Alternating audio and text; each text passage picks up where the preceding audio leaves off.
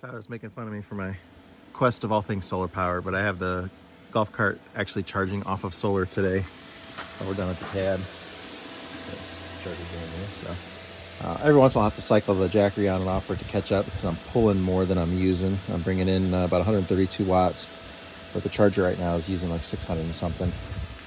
But that'll go down as the batteries start to get more charged in the golf cart. So, but I'll get at least a good hour of it here to begin with. So we got the block off plates on. He's just tightening down the airbags now. On this side here, we're working on the rebuild for the DD3. We've got the parts in today for that, and the new hub is ready to go on this side. So we should be able to finish this side up except for the shocks that won't be here until tomorrow. Is that correct? Yeah, it should be here tomorrow. So Lance is going to come help us work on it this weekend, but we should have this thing done probably tomorrow. I don't see why not, right? If all the parts are here? Yeah, as long as we get the other airbags off without a big fight. Oh, yeah. Forgot about those two things. But shouldn't be too bad. Did that just go between your legs? It went right between my legs. Ooh, that was close. I'm too afraid now.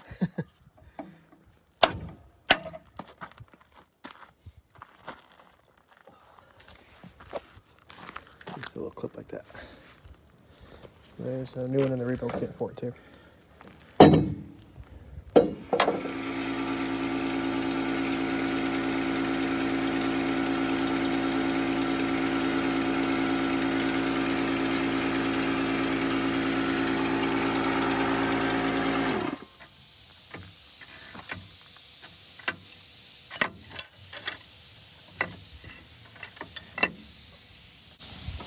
So it's not going to kill your spring, but it's enough spring that you want to pay attention to what it's doing.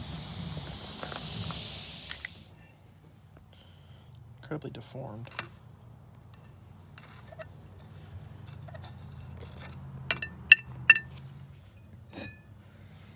So normally this little seal fits down in that little groove right there, and that's the grease seal to keep, you know, because there's a grease fitting in there for that bushing there, and that keeps the grease out of this end, and then there's a spring that holds that seal in place, and it hooks in this little machined groove there. Well, the new one that we have, A, it doesn't have this machined area to even fit that seal, and B, it doesn't have that little groove in here to hold the spring in, and it's actually larger than the spring. It's like this spring doesn't fit in there, but this spring will just, yeah, it's not the right. The other thing I noticed, there is no grease fitting on this. It doesn't have it.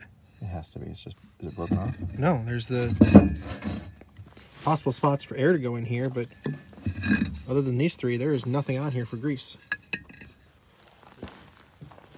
This is the DD3 that just came off Lance's bus, and this spring is trash. It's broken. Pieces of it are still in there.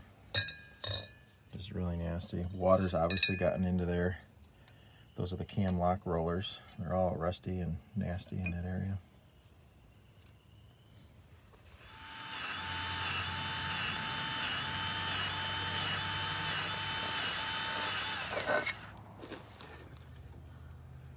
Okay, so if we put this. It's not how I was planning on doing that, but that works too. Okay, what were you planning on doing?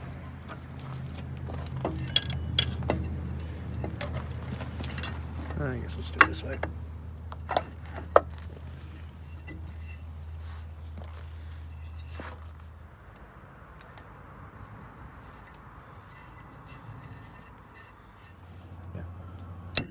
Yeah. Between three, we were able to make one.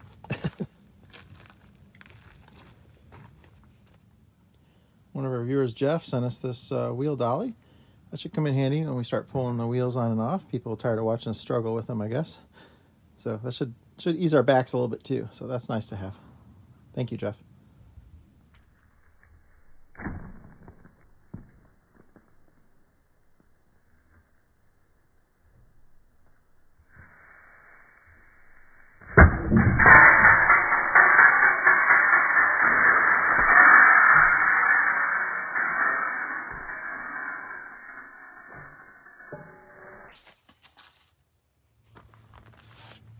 So this one we're not going to replace because everything inside here looks brand spanking new. Super clean. Even the spring looks new. So the surfaces look great. We're just gonna clean it up, re-grease it, good to go. Tyler's just got this side of the MCI done. The new airbags are in, the block off plates, the new plumbing is all done, new leveling valve. The rebuilt DD3 brake chamber is on there, new shocks. Just got to get the slack adjuster back on. We'll get the hub. It's got new races, new bearings. This side will be good to go. Just about done. Okay, we're back to you, Lance. All right, and take two. This is the leveling valve, so obviously that's going to hook up. This was the original one. There's just really nothing left, so if we install that, we're going to have all this play. So I went ahead and took some fuel line, and I snipped it down the middle. I'm going to put this around the original bushing that's in there, and then we should have a nice snug fit, and we do. Yep. So that's nice. That'll go up in there. It's just a fuel line, 1/4 inch, I think. Worked out well. So we found this is to be announced later what this came out of, but the driver's handbook for operating your Detroit diesel engine.